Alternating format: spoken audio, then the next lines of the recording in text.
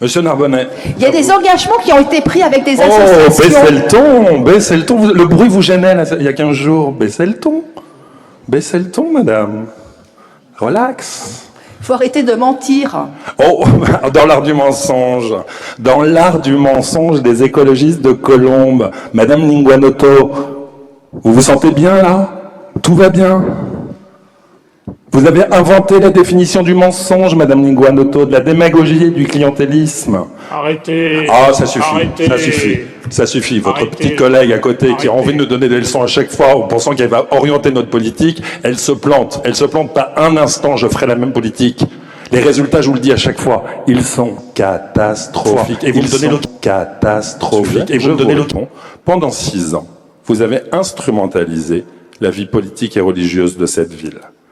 Monsieur Chemovitch, vous avez importé les conflits étrangers sur le balcon de cette mairie.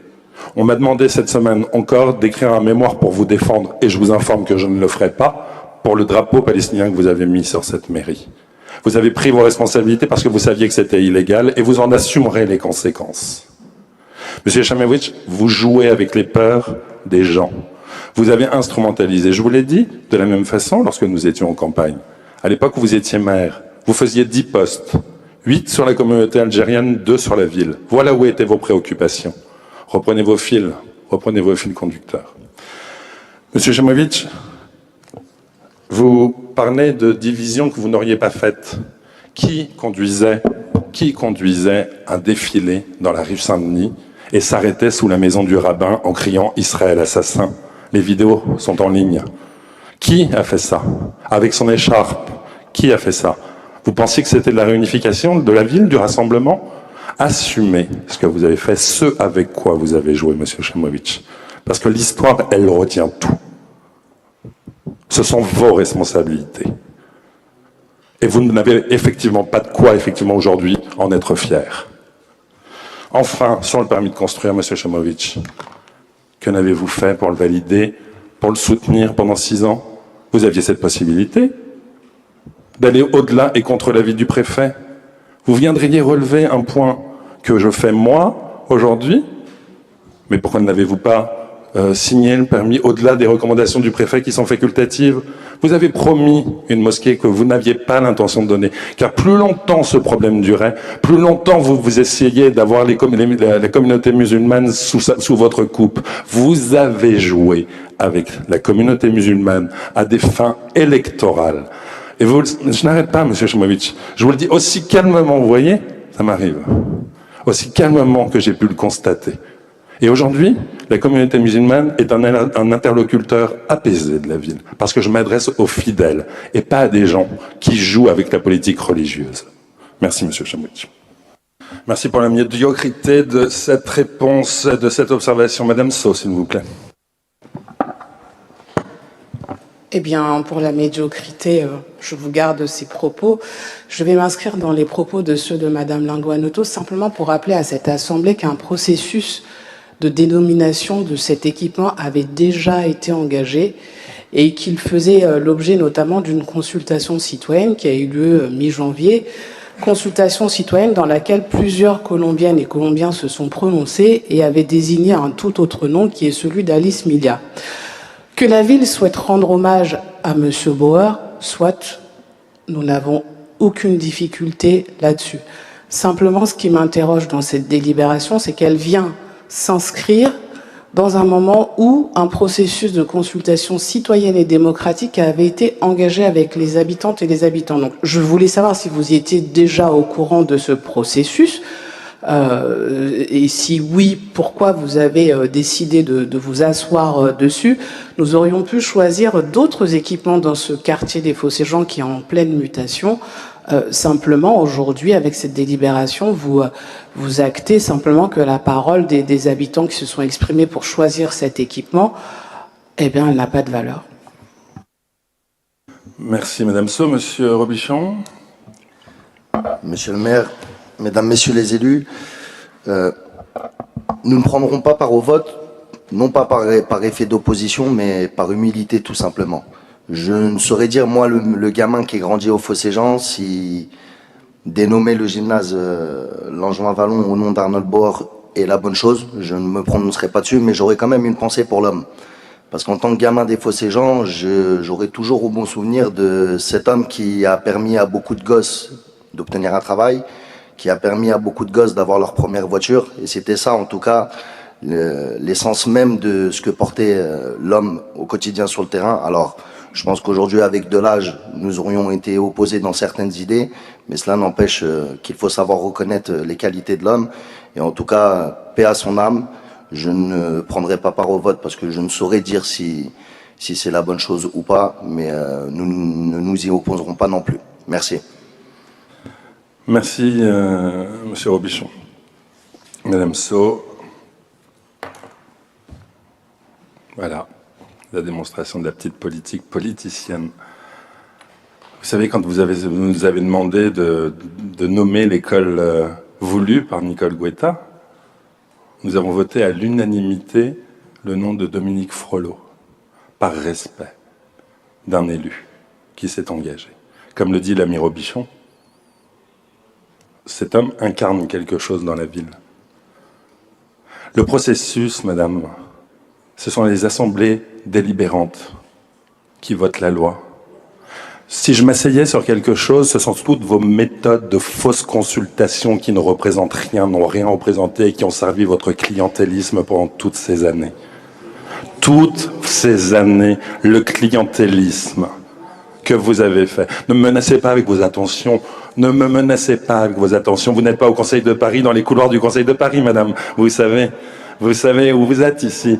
Vous êtes en tant qu'élu, donc vous respectez cette assemblée. Vous ne menacez pas le maire. Vous restez à votre place et vous ne menacez pas le maire. Vous avez occupé cette place ici, nous vous avons respecté, il me semble. Non, jamais. Alors c'est parce que vous ignorez le sens du mot respect, et ça, je n'en suis pas surpris. On va passer à la délibération. Merci beaucoup. Qui a des observations? Personne. Qui s'abstient? Qui vote contre? C'est adopté. Merci beaucoup. Une question, s'il vous plaît. Oui, monsieur. Nous avions délibéré, dernier conseil, je crois, sur les désignations dans ces organismes. C'était M. Gudicelli qui représentait la ville avec vous, monsieur le maire. Aujourd'hui, c'est Mme Barbet qui remplace M. Gudicelli, et je ne comprends pas bien pourquoi M. Gudicelli, qui est vice-président de la structure, ne participe pas à l'Assemblée générale et à la gouvernance de la structure, en tant qu'escalité d'adjoint aussi à l'urbanisme. Très bien, merci. D'autres observations? Voilà, merci. Mais ça ne me regarde pas, c'est vous. Hein. C'est pour ça. C'est pour ça que je ne vais pas perdre de temps à répondre à une intervention qui n'a pas d'intérêt. Merci beaucoup. Passons au vote. Qui s'abstient? Mais vous pouvez... Enfin, s'il vous plaît. Non, mais je m'excuse, Allez, monsieur recommencer. Gudicelli. Vous pouvez toujours balayer d'un revers de main les observations de l'opposition. Mais parce que simplement j'y suis, si vous voulez la réponse, parce que j'y suis. À un moment donné, il faut aussi être respectueux de la parole de apprenez à l'être, l'opposition. monsieur. Apprenez à l'être. Ben non, moi je le suis. Vous l'êtes? On verra un peu suis. plus tard. On va voir ça un peu plus tard si vous êtes respectueux des Colombiens. On va en parler tout à l'heure. Merci.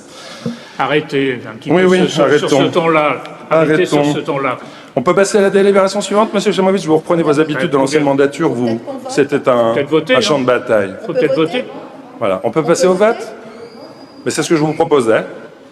Merci de vouloir passer au vote. Qui s'abstient? Qui vote contre? C'est adopté. Merci. Voilà, ça c'est la fiche de salaire du maire de Colombes. Mon rapport à l'argent, je touche par mois 2500 €.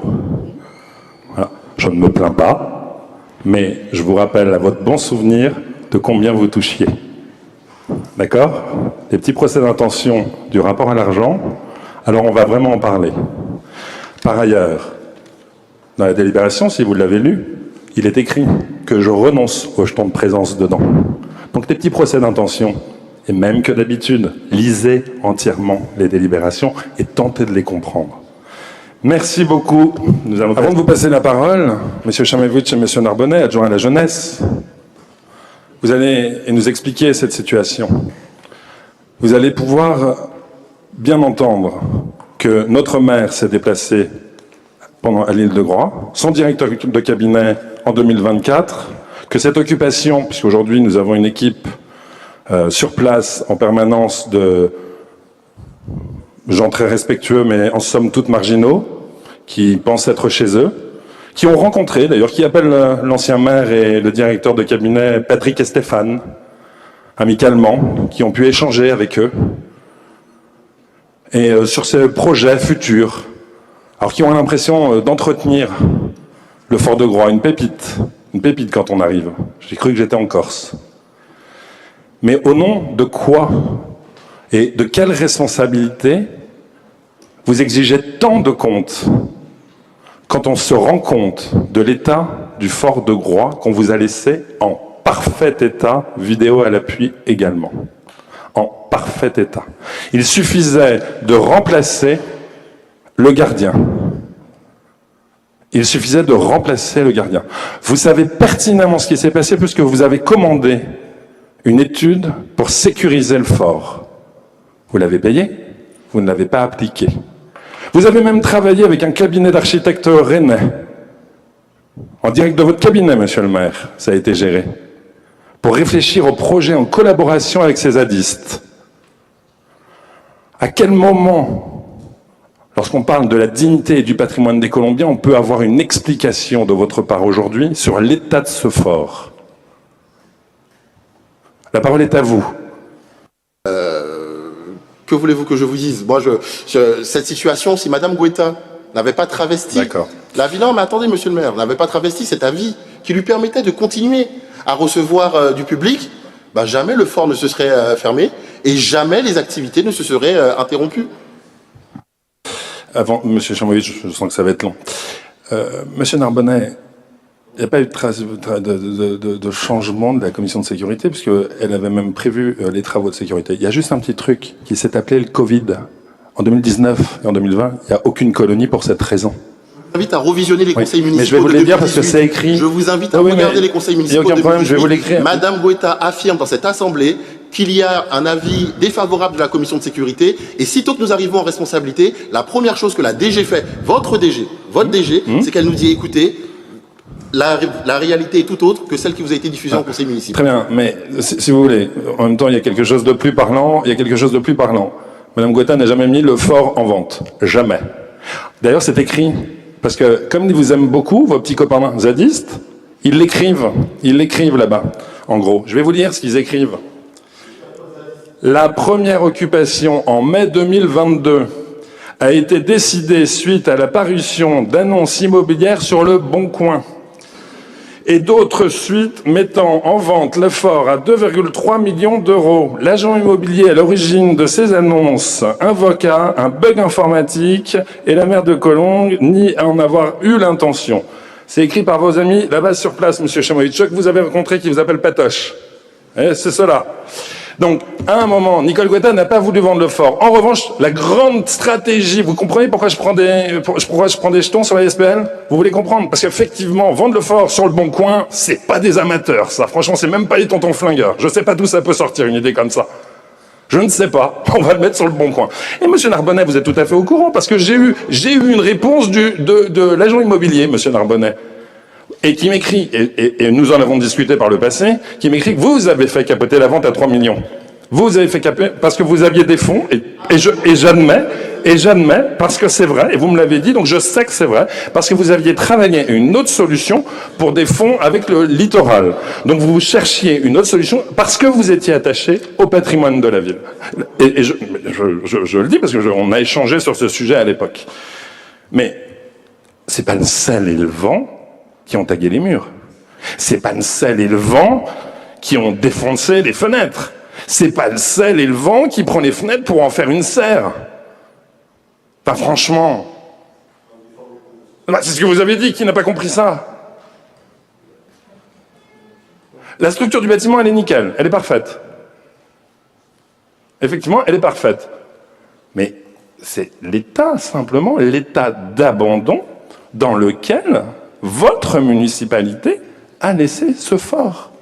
Le maire actuel que j'ai rencontré le week-end dernier me dit, c'est étonnant parce que vous êtes parti effectivement comme si vous alliez revenir. Les draps étaient empilés, les espadrilles qu'on donnait aux gamins bleu marine étaient encore là, du 30, du 31, toutes les tailles, tout était fait, c'était nickel. Les vélos étaient encore là. Ça a été pillé. Quid de la période 22, puisqu'ils sont arrivés en 2022, à 2026, sachant que vous vous y êtes rendu, sachant que le directeur de cabinet s'y est rendu, sachant qu'il a échangé avec ces gens, ils vous connaissent, micro-cravate, ils me le racontent. Alors je me fais engueuler quand j'arrive, qu'est-ce que vous faites chez nous? Je dis, ben non, chez moi. Chez moi. Ben, le maire, il voulait faire un projet avec nous. Ah bon? Et bien en plus, ils sont persuadés d'entretenir le fort. Mais j'ai vu, je vous l'ai fait le coup la dernière fois, je l'ai vu, l'état de la mairie, pour savoir ce que veut dire entretenir chez vous. Mais monsieur Chamovic, à quel moment vous êtes responsable? À qui est-ce qu'on envoie la facture aujourd'hui des dégradations? Monsieur Chamovic, votre avis? Vous donnez des leçons depuis ce matin, vous vouliez absolument qu'on justifie nos comportements, nos attitudes, nos petits mots. J'attends, vous avez la parole, librement, monsieur Chamovic, devant les Colombiens. Prononcez-vous, dites-nous ce que vous avez fait de ce fort. Comment vous nous le rendez? Eh bien, je vais vous dire, monsieur le maire. D'abord, dire que Mme Goëta n'avait rien engagé pour vendre le fort est faux, puisqu'il y avait une estimation des domaines à l'époque qui était de l'ordre de 700 000 €. Vous devez l'avoir sur Une estimation n'est pas une mise en vente. Je l'ai fait sur tous les biens de la ville. Aujourd'hui, je sais précisément à l'euro près combien vaut chacun des bâtiments de la ville. Et pourtant, je n'ai pas l'intention de les vendre. Mais si vous me coupez, je ne peux pas continuer. D'autant sur Nicole Guetta. Je sais que vous l'aimez beaucoup. Mais oui. Je sais. Quel modèle pour vous. Et même son mari. Ah, moi, je ne peux pas parler de votre femme, monsieur. Votre humour est vraiment déplacé. Voilà. Mais... Suspicieux et déplacé. Et quand on a les affaires qu'on a dans votre municipalité, on évite ces commentaires, monsieur Chamovic. Parce que je vous assure que les rubriques, des petites chroniques judiciaires, vous n'êtes pas loin d'en faire la une. Ah, écoutez, c'est pas vous qui allez me dire ça. Je peux, monsieur. Moi, je ne suis pas mis en examen dans aucune affaire, monsieur. Je ne suis mis en examen dans aucune affaire, monsieur, malgré ce que vous avez raconté pendant toute la campagne. Monsieur Chamovic, vous défrayez les chroniques. Alors, s'il vous plaît, soyez respectueux. Vous mettez un jeton dans la machine, vous ne croyez pas une seule seconde que je vais me taire, monsieur Chamovic. Vous êtes ridicule au possible, vous n'avez honte de rien, comme je vous le dis à chaque fois. Monsieur Chamovic, merci, monsieur Chamovic, votre avis, les Colombiens jugeront que vous n'avez rien à dire sur le fort de Groix que vous avez détruit. Vous êtes incapable de justifier son état parce que vous n'avez pas géré le fort de Groix. Vous parlez de Nicole Guetta, je vous demande de répondre sur le fort de Groix, monsieur Chamovic. Je vous demande de répondre sur le fort de Groix, monsieur Chamovic. Vous me laissez la parole parce que... Si vous êtes capable de répondre sur le fort de Groix, monsieur Chamovic, et pas sur les aléas possibles de Nicole Guetta. Monsieur le maire, on souhaiterait une suspension de séance, s'il vous plaît. Et voilà, ça recommence. Dès que vous n'êtes pas content, vous avez une petite suspension de séance. Hop. C'est pour que chacun puisse reprendre ses esprits. Chacun. Merci, madame So. Suspension de séance, 2 minutes. Monsieur Chamovic, nous attendons votre réponse. Merci. Sur le fort de Groix. Donc je vais reprendre ce que je disais avant que vous m'interrompiez. Il y avait donc une estimation des domaines avant notre arrivée à hauteur de 700 000 €. Quand nous sommes allés avec plusieurs élus sur place, nous avons vu l'état quand même très dégradé du site. État dégradé sur le plan des bâtiments, à la fois un mur qui commençait à s'effondrer, mur de soutènement qui commençait à s'effondrer, des accès de barbelés qui étaient ouverts à tout vent depuis je ne sais pas combien de temps avant, et donc qui permettaient des pénétrations d'X ou Y personnes sur le site, et puis des dégradations des différents bâtiments, que ce soit le logement du gardien, que ce soit l'infirmerie, que ce soit tel ou tel bâtiment du site. Et puis des tas de choses à l'abandon, vous l'avez signalé, avec du matériel laissé comme ça, du jour au lendemain, laissé comme ça, et puis des serviettes, des draps, tout ce que vous voulez qui était moisi, qui était dans les placards et moisi à ce moment-là, quand on y est allé. Donc depuis forcément un certain temps, depuis l'arrêt de l'activité, du centre de vacances, il n'y avait pas eu d'entretien. Et effectivement, on s'est interrogé sur le maintien et les interventions à faire sur le site, ou bien la cession du site. On a pris contact avec un opérateur qui a eu l'idée lumineuse. Et là, on s'interroge aussi sur la capacité professionnelle de cet opérateur qui a mis une annonce sur Le Bon Coin. En fait, il avait trouvé preneur à hauteur de 3 millions d'euros. Voilà. Donc, entre les 700 000 des domaines et les 3 millions dont on nous parlait, le cœur balançait pas longtemps. Simplement, il y a eu débat au sein de la majorité municipale à l'époque sur le côté patrimonial aussi du fort de Surville et donc du maintien dans le patrimoine de la ville de cet équipement. On était un certain nombre à penser qu'il fallait le céder parce qu'en plus, en termes de centre de vacances, aller jusqu'à Lorient, traverser la mer, avoir des véhicules pour transporter les enfants, si ça pouvait se faire il y a 30 ans ou 40 ans, aujourd'hui, c'est plus le mode de vacances qu'il y a. On a quand même pris langue avec une association qui acceptait, qui avait envie de travailler, d'animer le site. On s'est dit pourquoi pas, on teste, on expérimente et puis on verra à l'arrivée. Mais les choses n'étaient pas si simples que ça. On a été alerté à plusieurs reprises par l'ancien maire de Groix qui nous disait qu'il y avait des dégradations continues, fréquentes, et donc il fallait intervenir. Et donc les services techniques sont allés sur place pour voir les travaux qu'il y aurait à faire, ont chiffré ces travaux-là, et donc vous devez avoir aussi le chiffrage des services techniques pour remettre en état tout ou partie du site. Ensuite, les choses se sont pas faites. Les choses se sont pas faites. On a laissé, c'est vrai, un peu à l'abandon le site, parce qu'on avait dans l'idée quand même de reprendre ça là, en 2026, et puis de remettre sur le marché ce bâtiment. On n'aurait peut-être pas eu les 3 millions vu l'état du site, mais déjà quand on y est allé en 2022, il était extrêmement dégradé. Je peux vous dire que c'était un petit peu les images que vous avez montrées, elles étaient déjà là. Si. Non, justement pas. Parce que jusqu'en 2020, on a effectivement le gardien qui y est, donc on a encore des photos. On a encore des photos. Je vous sortirai mes photos oui. Et on comparera. Et des vidéos sont en ligne sur les réseaux sociaux, parce qu'effectivement, les gens y passent. Maintenant, c'est pas vraiment le propos, Monsieur Chamovic. C'est un demi-aveu de votre part. Un peu, on l'a laissé un peu à l'abandon. Mais qu'est-ce que ce serait si c'était totalement? Qu'est-ce que ce serait? Ça a été laissé à l'abandon totalement. Totalement.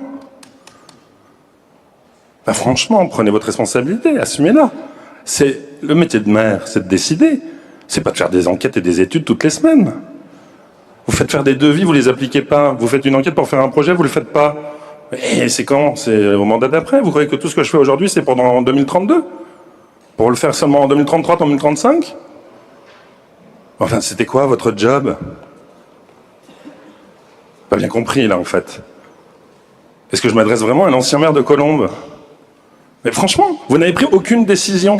Combien est-ce que ça va coûter? Parce que les Colombiens sont extrêmement attachés. J'entends le collègue Narbonnet, on a échangé avant la campagne. C'est même pas un propos aujourd'hui instrumentalisé. C'est quelque chose que je reconnais à Valentin. Valentin me dit non, les Colombiens sont très attachés, ils ont fait leurs vacances, ça fait partie du patrimoine des Colombiens. Mais quand on défend un tel projet, une telle idée de l'amour des Colombiens, on peut pas le laisser dans un état comme celui-ci. Qu'est-ce qui est l'urgence quand vous y êtes allé et que vous avez constaté, vous dites que vous avez constaté, même si c'était vrai et que c'était déjà abîmé. Vous savez, le fort en 2018, il est fermé, tout est rangé, vous inquiétez pas, il y a même vidéo, tout ça, tout est bien. Tout a été pillé, ça c'est certain. Mais il était prêt à rouvrir. D'ailleurs, vous le dites, Monsieur Narbonnet le dit parfaitement.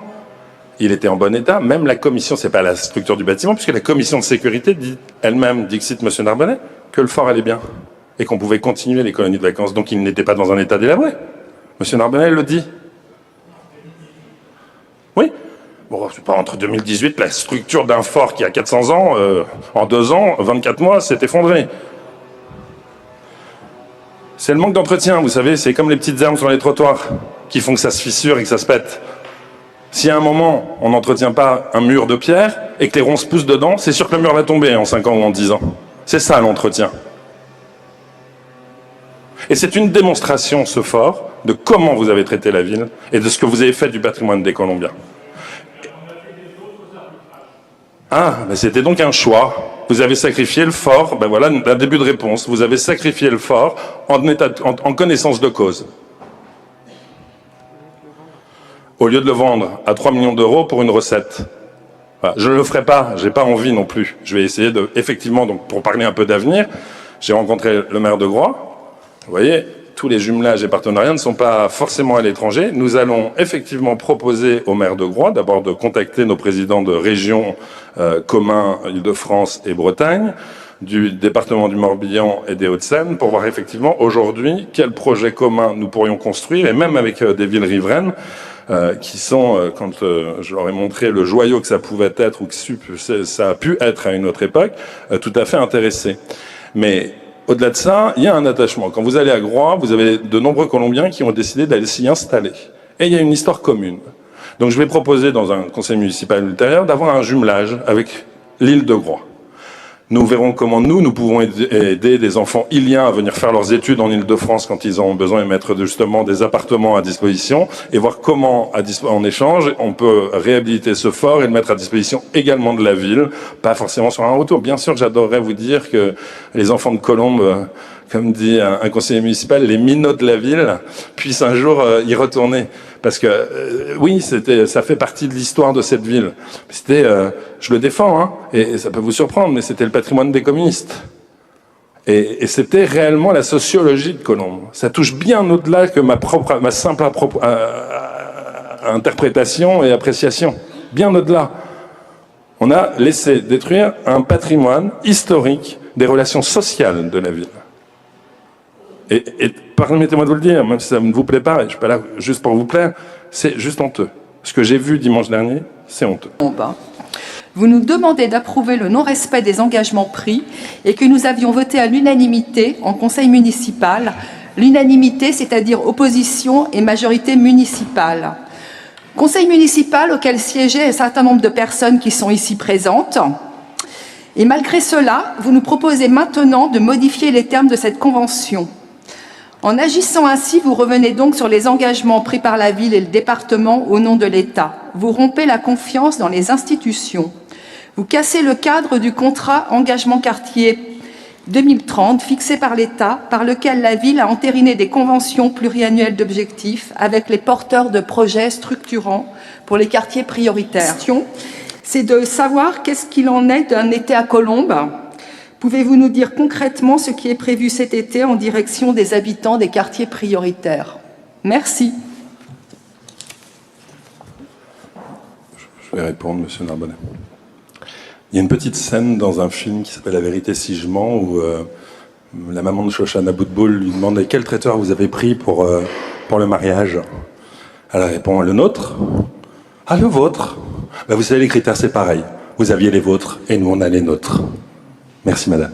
Monsieur Narbonnet. Il y a des engagements qui ont été pris avec des associations. Oh, baissez le ton. Le bruit vous gênait, là, il y a 15 jours. Baissez le ton. Baissez le ton, madame. Relax. Il faut arrêter de mentir. Oh, dans l'art du mensonge. Dans l'art du mensonge des écologistes de Colombes. Madame Linguanoto, vous vous sentez bien, là? Tout va bien? Vous avez inventé la définition du mensonge, Madame Linguanoto, de la démagogie et du clientélisme. Arrêtez. Ah, ça suffit, arrêtez. ça suffit. Ça suffit. Votre Arrêtez. petit collègue à côté qui a envie de nous donner des leçons à chaque fois en pensant qu'elle va orienter notre politique, elle se plante. Elle se plante pas un instant, je ferai la même politique. Les résultats, je vous le dis à chaque fois, ils sont catastrophiques. Et vous me donnez l'occasion à Je vous chaque parle fois pas de vous le ça. répéter. Je Madame, vous parle s'il vous des plaît. engagements que vous Mais je avez me pris fiche de ce auprès dont des vous parlez, associations. C'est ma réponse. Vos associations, celles que vous avez privilégiées, vos amis, vos clients. Madame Linguanoto, revenez sur terre, vous avez On perdu avait voté à les l'unanimité, élections. monsieur le maire. Mais criez, ça vous fait du bien, je sens que l'hystérie est proche. Je sens que ça va bien se passer. Alors, vous aviez voté quoi? À l'unanimité, redites-le-moi encore. Eh bien, moi je vais voter à la majorité et ça va se passer comme ça. Merci Madame Linguanoto. Donc vous n'avez aucune parole. Moi, j'étais pas élu, ma parole n'était pas engagée. Et quant à la parole des écologistes, vous savez quoi, les mensonges de votre ami Dominique Voynet sur le nucléaire en France qui dit en commission à l'Assemblée nationale qu'elle a menti délibérément. Ça doit être votre modèle. Le mensonge, Madame Linguanoto, le mensonge et l'échec. Le mensonge et l'échec. N'ouvrez pas une école, hein, surtout. Gardez-nous de ça. Monsieur Narbonnet, s'il vous plaît, vous avez la parole. Monsieur Narbonnet, vous avez la parole. Monsieur Chamovic, je ne vous ai pas donné la parole. Monsieur Chamovic, je ne vous ai pas donné la parole. Monsieur Narbonnet, vous avez la parole. Monsieur le maire, juste une petite remarque technique. Je veux savoir, c'est pour bien sécuriser cette délibération que nous voterons, on n'a pas de difficulté, la sécuriser juridiquement, les administrateurs des structures qui perçoivent peuvent rester, c'est OK, dans la salle? Non, c'est ce que j'ai dit en amont. Oui, les membres, les administrateurs des boards et qui sont en conflit d'intérêts doivent sortir pour le vote. Au moment du vote? OK. Oui. Enfin, ils ne peuvent pas voter. Il y en a parmi vous? À minima, au CSC sont représentés, enfin représentent la ville, Madame Guaro, Monsieur Pian et Madame Leminck. Non, je ne suis pas membre du CSC, monsieur. Non, mais vous êtes membre du CA et vous représentez la ville à ce CA. Absolument pas. Mais là, il n'y a pas de subvention au CSC. Ouais. Et comme on vient de l'entériner juste avant. Donc Anne-Claire et Madame Haro et Monsieur Pion, vous allez vous déporter. Oui, non, mais très bien, très bien. Le Mincos. Ouais. Mais Antoine est suppléant, mais si un jour il remplace... Non, merci beaucoup. Monsieur Narbonnet, c'est tout? Monsieur Narbonnet? C'est bon? Très bien. Qui s'abstient? Qui vote contre? C'est adopté. Merci. Délibération suivante. Alors que les récents rapports nationaux pointent tous du doigt les dérives du financement de l'enseignement privé, son manque de transparence et son rôle grandissant dans le séparatisme social, vous choisissez localement d'en rajouter une couche. Vous faites le choix discrétionnaire de surfinancer l'enseignement privé par rapport à vos obligations légales. Gouverner, c'est choisir l'école de la République, celle qui accueille tous les enfants de Colombes, sans distinction, sans sélection à l'entrée et sans condition de ressources, traverse une période où chaque euro compte. Or, chaque euro d'argent public que vous décidez de verser au privé, au-delà du coût réel constaté dans le public, est une somme soustraite à l'effort de solidarité nationale. C'est un euro de moins pour la rénovation de nos propres écoles, pour nos cantines, pour les projets. Merci.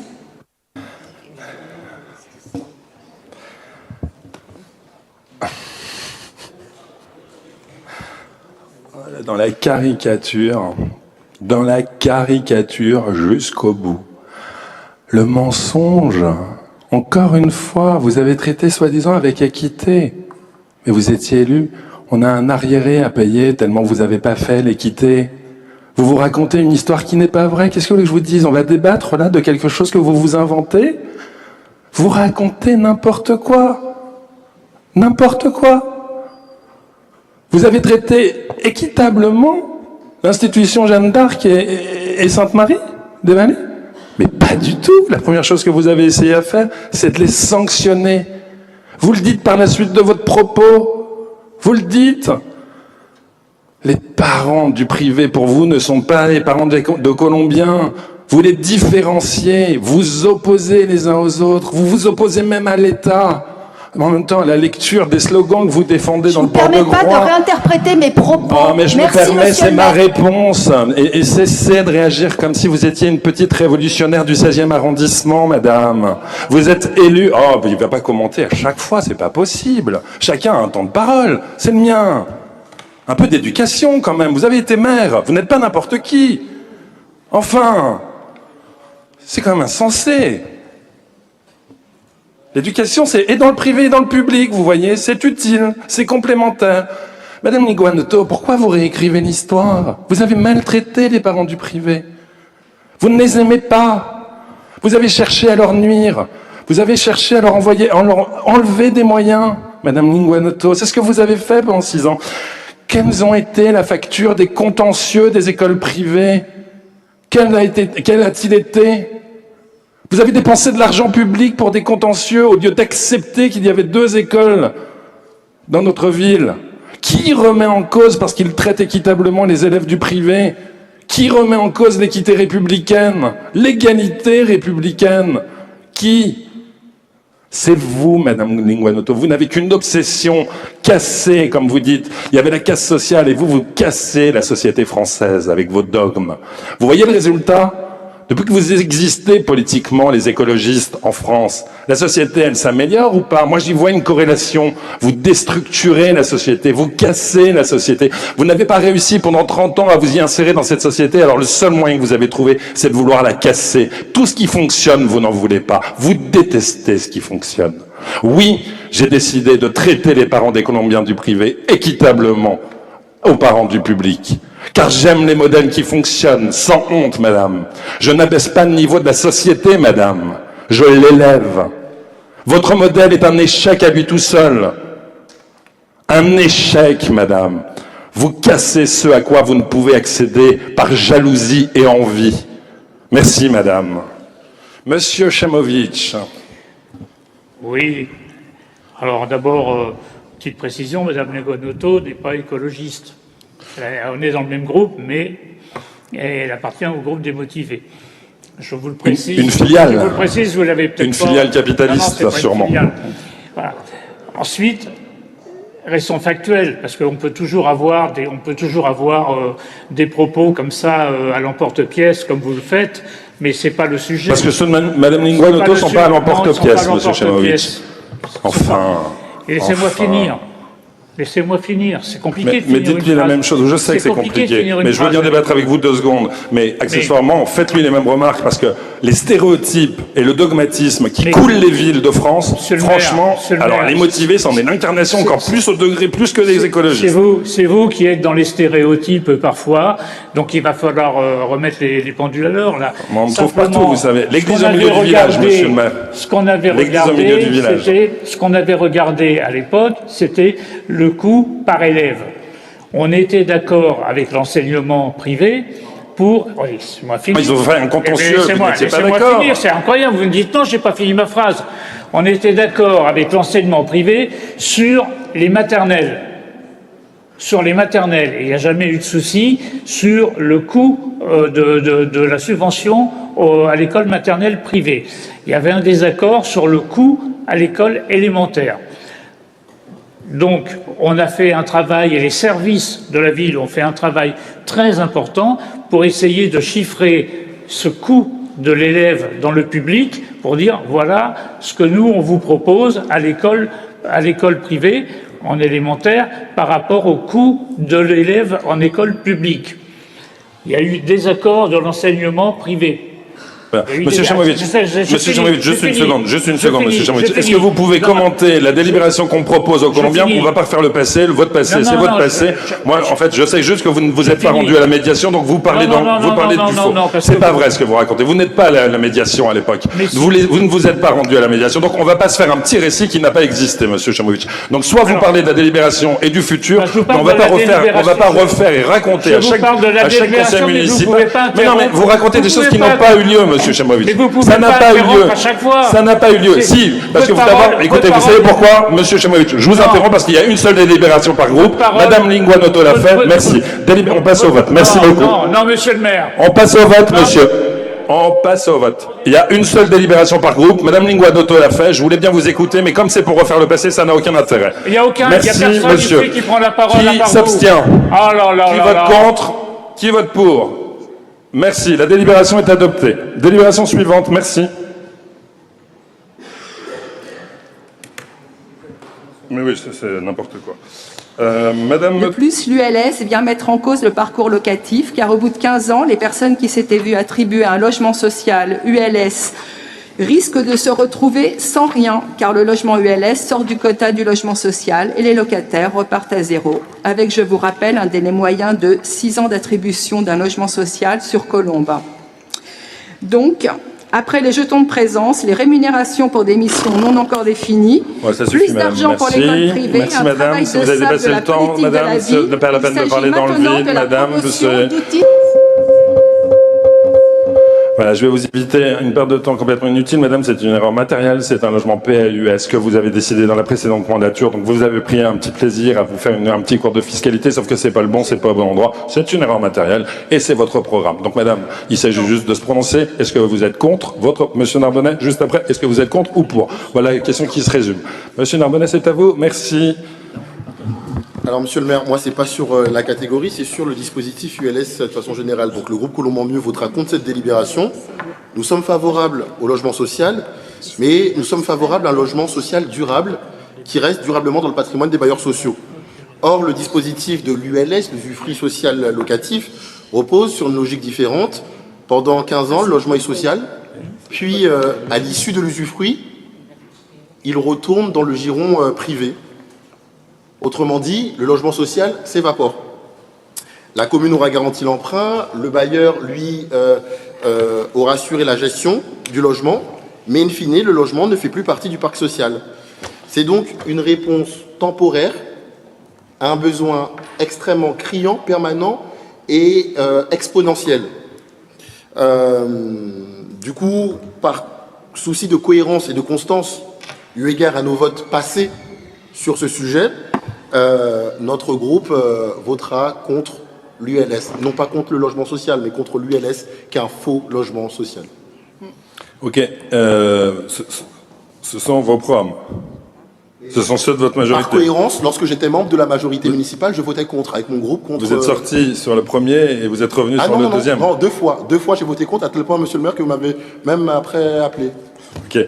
Très bien. Une intervention, monsieur Chamovitch, par groupe. Très court.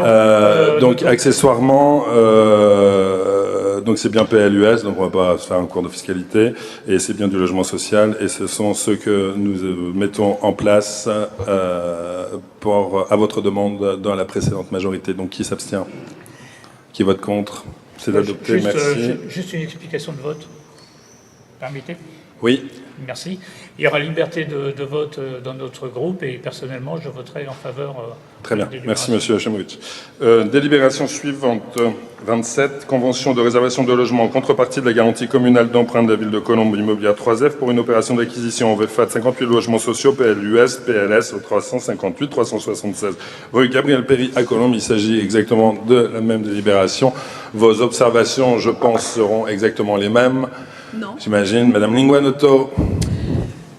Nous voterons pour cette délibération, mais en vous demandant à l'avenir que la répartition entre PLAI plus et PLS soit mieux équilibrée. Merci. L'équilibre est une subjectivité, madame, et nous continuerons selon nos critères, madame. Monsieur Narbonnet. Par cohérence avec le vote précédent, nous voterons contre la convention. Ok. Donc, qui s'abstient, qui vote contre, c'est adopté. Merci. Délibération suivante, 28. Garantie communale d'un emprunt constitué de 4 lignes de prêt d'un montant de 5 831 000 € entre immobilière 3F de la Banque des Territoires pour un programme de construction en VFA de 30 logements. 5 PLUS, 20 PLS, 5 PLAI au 430 Gabriel Péry à Colombes. Des observations? Qui s'abstient, qui vote contre, c'est adopté. Merci. Délibération suivante, 29. Convention de réservation de logement en contrepartie de la garantie communale d'emprunt de la ville de Colombes Immobilière 3F pour une opération d'acquisition de 22 logements sociaux en VFA, 5 PLAI, 5 PLUS, 12 PLS au 430 rue Gabriel Péry à Colombes. Des observations? Qui s'abstient, qui vote contre, c'est adopté. Dernière délibération avant notre vœu. Convention de réservation de logement en contrepartie de la garantie communale d'emprunt de la ville de Colombes à Immobilière 3F pour une opération d'acquisition de 8 logements sociaux PLS en VFA au 430 rue Gabriel Péry à Colombes. Des observations? Qui s'abstient? Qui vote contre? C'est adopté. Merci. Nous passons au vœu. Monsieur Narbonnet, pour Colombes, le groupe Colombe en Mieux, Parti Socialiste et Colombes Notre Force et Citoyens, vous nous avez adressé un vœu relatif à l'engagement d'une démarche par établissement public territorial Boucle Nord de Cerne en vue d'étudier une candidature au dispositif national d'encadrement des loyers. C'est à vous là. Je vous donne la parole, monsieur Narbonnet. Merci, monsieur le maire. Chers collègues, le conseil municipal de Colombes, considérant que le logement constitue un besoin fondamental et que son coût représente la première dépense contrainte de nombreux ménages colombiens, considérant que Colombes est classée en zone tendue au sens de l'article 232 du Code général des impôts en raison d'un déséquilibre durable entre l'offre et la demande de logement, considérant que le marché locatif privé connaît une tension importante avec un niveau de loyer élevé au regard des revenus d'une partie importante de la population, limitant l'accès au logement pour de nombreux jeunes actifs, étudiants, familles, salariés et classes moyennes, considérant que les données de l'OLAP, l'Observatoire des loyers de l'agglomération parisienne, font apparaître un loyer médian d'environ 17 € le mètre carré hors charge à Colombes, témoignant d'une forte pression sur le marché locatif privé, considérant que l'attractivité de Colombes, sa proximité avec Paris et la Défense, ainsi que l'amélioration de sa desserte en transport contribuent à renforcer cette tension locative, considérant que la loi du 23 novembre 2018, dite loi Elan, permet à titre expérimental la mise en œuvre d'un dispositif d'encadrement des loyers dans les territoires volontaires répondant aux critères fixés par la règle de droit, considérant que ce dispositif, fondé sur des loyers de référence établis à partir des données d'un observatoire local des loyers, constitue un outil de régulation destiné à limiter les loyers excessifs et à favoriser un meilleur équilibre du marché locatif, considérant que plusieurs territoires franciliens comparables, notamment la ville de Paris, les EPT, Pleine Commune et Est Ensemble, ont choisi de mettre en œuvre ce dispositif, considérant également que le dispositif expérimental arrive prochainement à son terme et fait actuellement l'objet de réflexions nationales au Parlement sur sa pérennisation et son extension, considérant que la compétence en matière de programme local de l'habitat est exercée sur le territoire de Colombes par l'EPT Boucle Nord de Seine,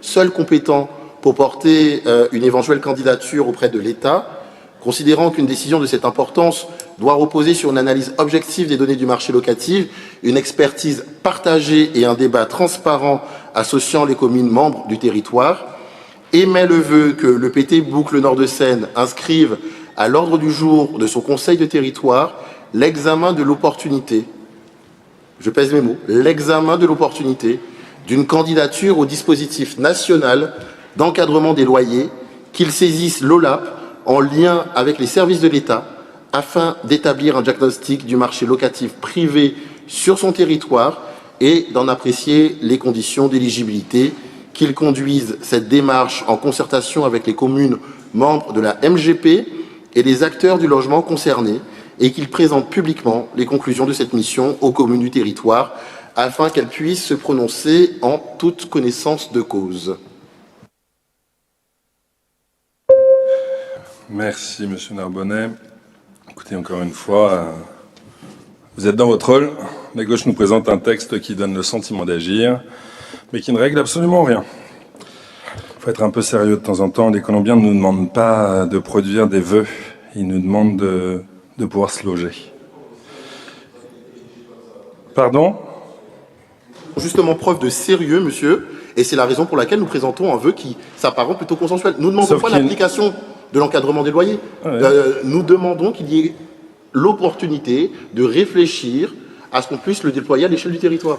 Et sauf qu'ils ne nous demandent pas davantage de rapports d'observation, pas de diagnostic, de candidature. Bah bien sûr que si, on demande un rapport auprès de l'OLAP. Non, les Colombiens, c'est pas ce qu'ils demandent. Ils demandent des résultats. Non, mais sauf que et votre texte, c'est l'illustration parfaite d'une méthode que les Colombiens connaissent. Malheureusement, trop bien. Beaucoup de slogans, beaucoup d'affichage et très peu de solutions. L'encadrement des loyers est présenté comme une réponse miracle. Pourtant, partout où il a été expérimenté, les résultats restent largement débattus. C'est faux, pas à Paris, pas dans les EPT que j'ai cités. C'est faux, monsieur le maire. Alors, il peut contenir ça. Oui, ça peut contenir certains loyers, mais il peut aussi réduire l'offre locative.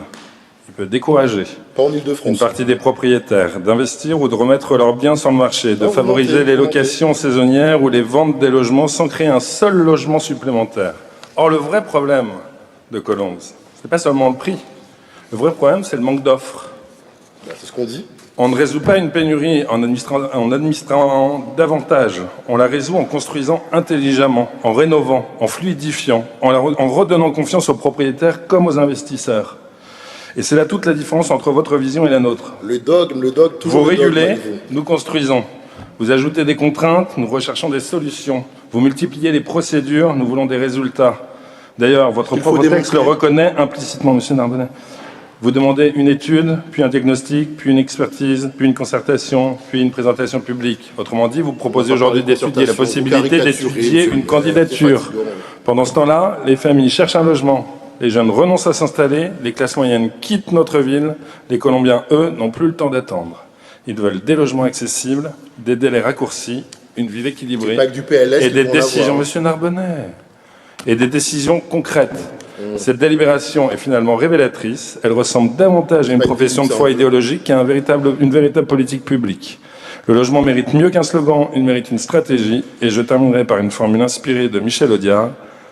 Les idées, c'est bien, et les résultats, c'est mieux. Car au bout du compte, les Colombiens ne jugeront ni nos intentions, ni nos déclarations, ils jugeront une seule chose, notre capacité à améliorer concrètement leur quotidien. C'est la différence entre une politique d'affichage et une politique d'action. Vous continuez à vendre des promesses et nous avons choisi de gouverner.